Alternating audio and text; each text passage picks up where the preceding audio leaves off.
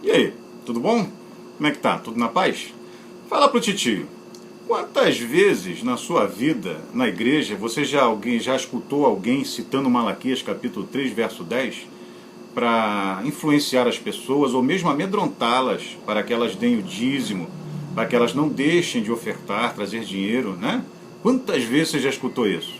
Olha, imagina eu, que estou na igreja já há 33 anos, completei agora em julho de 2017. Tá lá, irmão, tá lá em Malaquias 3:10, irmão. Se você não der o seu dízimo, você não vai ser abençoado, a porta do céu vai se fechar para você e Deus vai mandar o devorador comer, né, o seu dinheiro. Quantas vezes você já escutou isso? Né, isso virou assim um mantra, né, isso virou uma coisa assim quase que inquestionável. E é muito triste de ver pessoas que elas parecem que estão aprisionadas, né, por essa afirmativa. E às vezes você não consegue nem libertar algumas pessoas desse pensamento. E o livro de Malaquias ele não se resume ao capítulo 3, verso 10, né, que é o versículo favorito aí de muitos pastores famosos da televisão, né? Eita Jesus! Pastores que estão aí milionários, morando na Barra, viajando de jatinho, e eles adoram citar Malaquias 3:10. Está lá, irmão, ó, irmão, tem que dar oferta, irmão, senão devorador, ó, né? E as pessoas, irmãos, acabam, né, vou usar até uma palavra difícil, introjetando essa palavra dentro de si e parece que não consegue mais se libertar. Mas será que o contexto de Malaquias, capítulo 3, verso 10, é isso mesmo? Será que Malaquias, capítulo 3, verso 10, ele serve para nós que somos cristãos, que vivemos numa outra dispensação diferente dessa aqui, aonde Malaquias foi inspirado pelo Espírito Santo a escrever?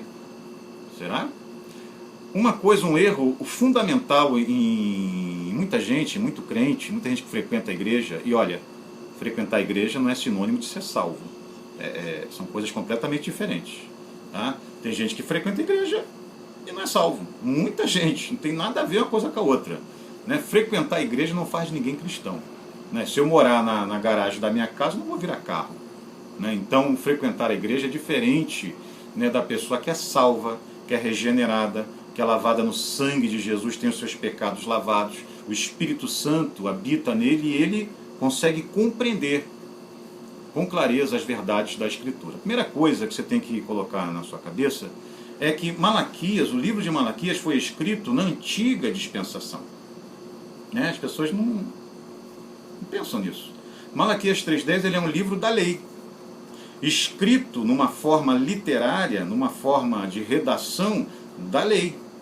Você não pode esquecer que a lei de Moisés ela se caracteriza como um pacto de obras. O livro de Deuteronômio é como um contrato. Você já comprou uma televisão na Casa de Bahia? Na Ultralá, não sei, em alguma loja aí? Você compra parcelado. Você tem que fazer? Assinar um contrato, né? E ali estão as responsabilidades da loja, que não é apenas ele vender o produto, mas lhe dar assistência, lhe garantir, lhe ouvir. E também você, no contrato, tem as suas responsabilidades. O livro de Deuteronômio é como se fosse um contrato entre Deus e a nação de Israel. Ali Deus deixa claro o que Ele quer, o que Ele espera, o que Ele exige, o que Ele demanda da nação. A nação aceitou, né? Moisés selou o pacto com sangue, né? O livro de Levítico fala que nada se fazia na época da lei a nível de pacto sem sangue. Né? Era a marca da aliança do Antigo Testamento. Inclusive foi usada na Nova, porque Jesus na última ceia, ele levanta, né, o copo com vinho e ele diz, isso aqui é o meu sangue, que é derramado por muitos para a salvação. E ele selou com sangue a nova aliança lá no Calvário. Então, primeira coisa que tem que botar na sua mente, o livro de Malaquias ele é algo próprio da dispensação da lei, que era um pacto de obras. Pacto de obras, como é que a gente poderia entender? Resumindo, bem resumidinho. Faça e eu te abençoo. Não faça e eu te castigo. Isso, em síntese, né, é a descrição melhor do pacto da lei. A graça, ele já é um outro pacto. Na graça, Jesus diz, eu fiz, tudo está feito. E o Espírito Santo então vem, habita no salvo, o converte, o liberta, lhe faz compreender as verdades bíblicas, e ele se torna um agente do reino de Deus. E não precisa ninguém ficar ameaçando o salvo, com gafanhoto, com devorador, com isso, com aquilo, né, para o que ele tem que ajudar, porque ele tem que contribuir, porque o salvo, ele tem em si o Espírito Santo, ele sente as necessidades da obra. Então, é muito triste, eu fico assim impressionado como que as pessoas reduzem o livro do profeta Malaquias ao capítulo 3, verso 10. Mas eu sei por que isso acontece. Sabe por quê? Porque a maioria dos pastores pentecostais, neopentecostais, principalmente os que têm programas na televisão, você sabe muito bem quem são eles, né? Eles como que fizeram uma lavagem cerebral nas pessoas através de Malaquias, para condicioná-las a dar dinheiro para os seus ministérios. E ameaçando, né? Com o devorador, com o gafanhoto, com a lagarta, com o pulgão, e por aí vai. Mas será que é isso que explica Malaquias 3:10? Primeira coisa, nós já fizemos, né? O livro de Malaquias, ele está na lei de Moisés. A graça é outra coisa. E não esqueça que Malaquias, ele é o último livro profético do Antigo Testamento.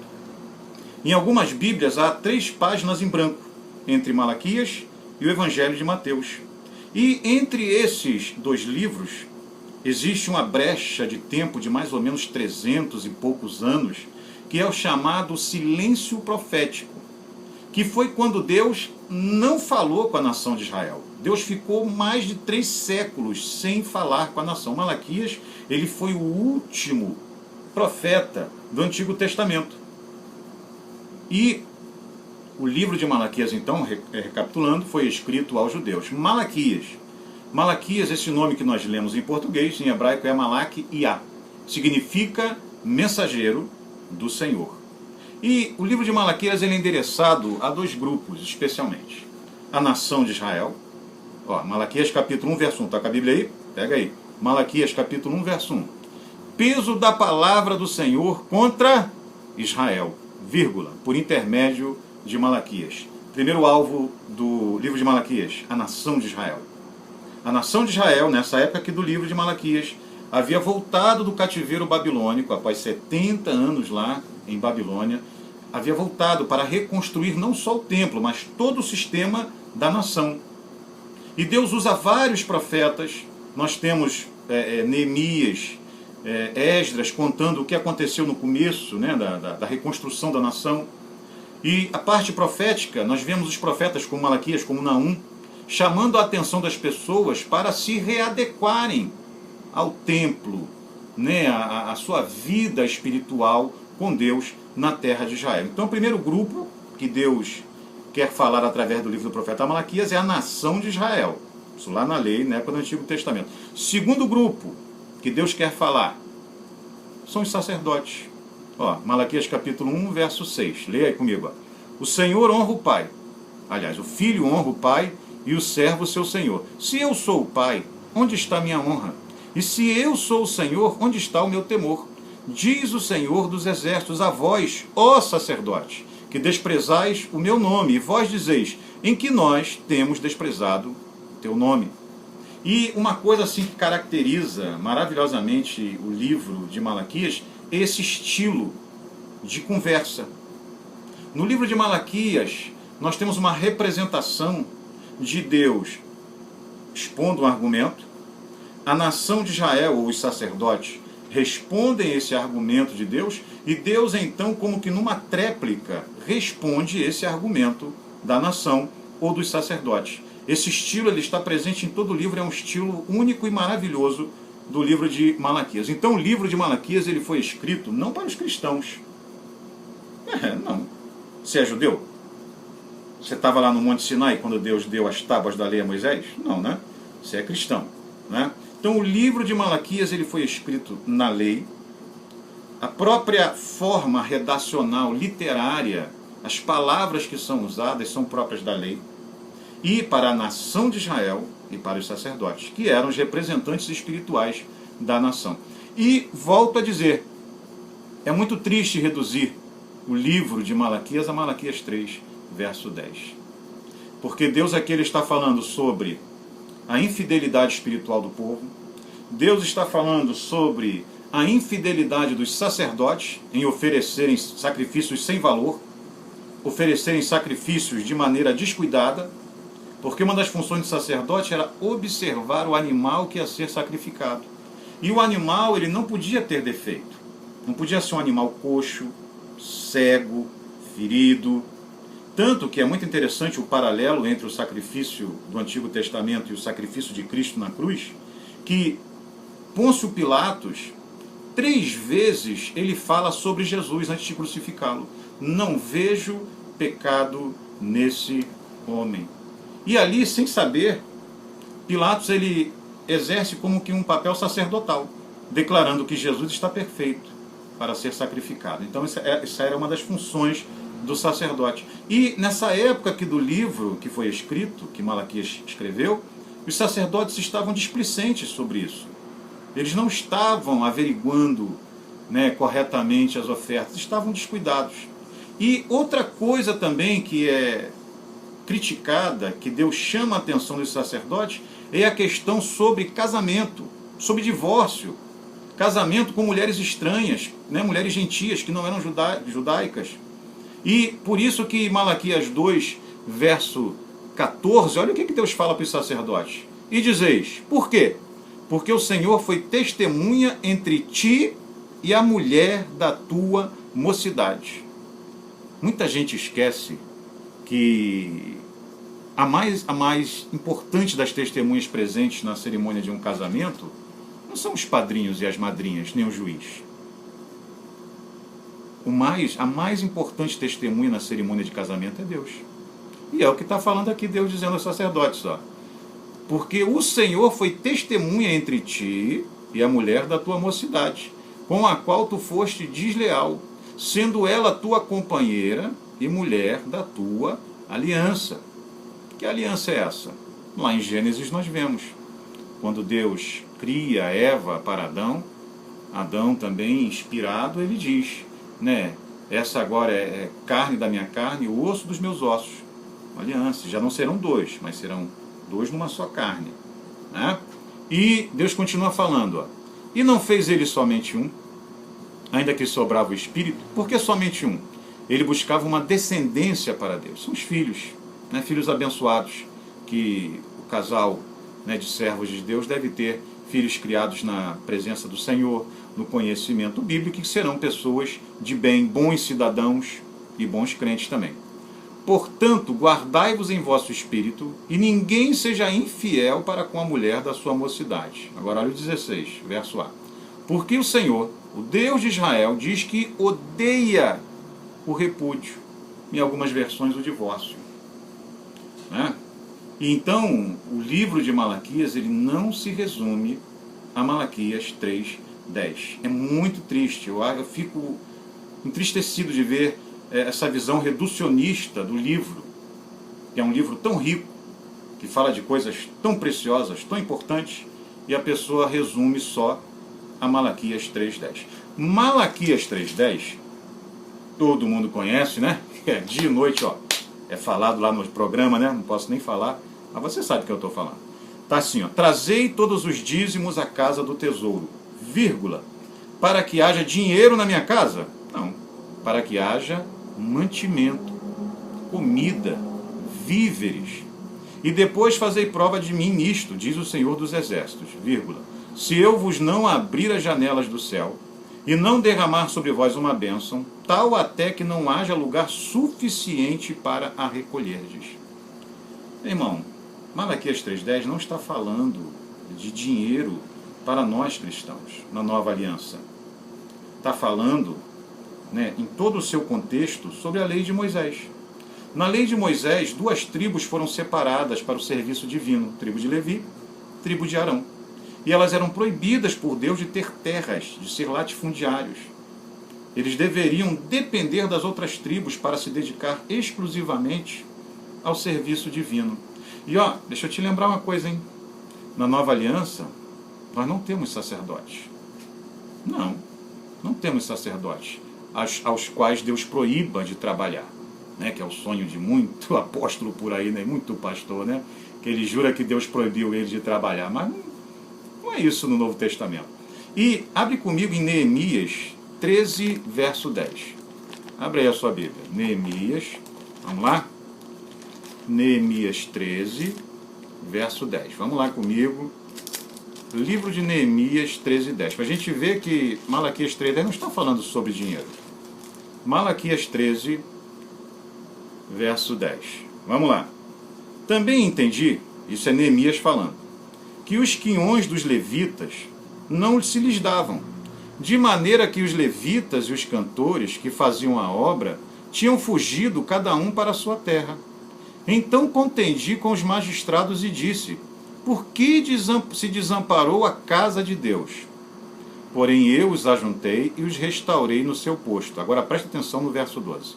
Então todo o Judá trouxe os dízimos, 10%, dos grãos, do mosto e do azeite aos celeiros. Está vendo? Aqui Malaquias 3,10 não é dinheiro. Não se aplica a nós na nova aliança. Que Deus está falando na lei, em todo um contexto da lei de Moisés, que a nação estava deixando de sustentar os sacerdotes. Como é que eles poderiam se dedicar exclusivamente a passar o dia inteiro no templo, sacrificando animais, cumprindo os rituais complexos da lei, se eles não tinham o que comer? Ou como sustentar as suas famílias? É isso que Malaquias 3,10 está falando. Pastor, então eu não tenho que dar dinheiro para a igreja. É isso que você está falando? Não. Também não. Porque há coisas que são óbvias. Não precisa você ter faculdade em Oxford para você entender. Ora, se há um lugar alugado para que os servos de Deus se reúnam e prestem ali o seu culto racional, ora, tem que ter dinheiro. Não tem? O dirigente ele tem que pagar a luz, tem que pagar a água, tem que comprar guitarra, caixa de som. Se a caixa de som pifar, tem que ter dinheiro para consertar. Nesse sentido, é lícito. Mas o Novo Testamento ele não fala sobre uma taxa fixa mensal para que o cristão contribua. Eu digo para mim, creio particularmente, que o Tratado Cristão de Dízimo, ele está lá em 2 Coríntios, capítulos 8 e 9. É o Tratado Cristão sobre Dízimo. E aqui não fala sobre dízimo, fala sobre oferta. E todos os dois capítulos 8 e 9, a questão de oferta, de recurso financeiro, ele deveria ser destinado aos pobres. Eu acho muito interessante quando Paulo fala uma recomendação que os discípulos, os 12, disseram a ele: Paulo, não vos esqueçais dos pobres. E o que nós vemos hoje? As pessoas se esquecem dos pobres. A gente vê igrejas riquíssimas, com som de primeira, com um chão de mármore, com telão digital maravilhoso, e a gente sabe que ali no meio daquela multidão tem gente com fome, mal vestida, morando de favor, às vezes morando até na rua. Então veja que há uma diferença. Na graça, toda oferta ela deve ser por absoluta, de livre e espontânea vontade. É o que Paulo fala em 2 Coríntios, 2 Coríntios 9, verso 7. Olha o que Paulo diz. Cada um contribua segundo propôs no seu coração. O coração é a parte mais íntima do homem, né? Prefigura os desejos, vontades, emoções. Cada um contribua segundo propôs no seu coração. Veja, é aqui dentro que você tem que separar a sua oferta para a igreja. Ninguém pode dizer: você tem que dar 10, você tem que dar 20, você tem que dar 100, você tem que dar 1000, você tem que dar teu carro, tem que dar tua aliança de ouro. A Bíblia não ensina isso. Cada um contribua segundo propôs no seu coração, não com tristeza ou por necessidade, porque Deus ama ao que dá com alegria. Então, ajude a igreja onde você congrega, mas a ajuda é para a igreja, é para pagar a conta de luz, pagar o aluguel, se a igreja não for própria, o local, manter a obra, ajudar os pobres da igreja, Paulo fala também sobre isso, ajudar os domésticos da fé, são as pessoas que estão ao nosso redor na igreja, que congregam, que estão ali conosco e merecem nossa ajuda. Tá bom? Aprendeu? Vai ler a Bíblia?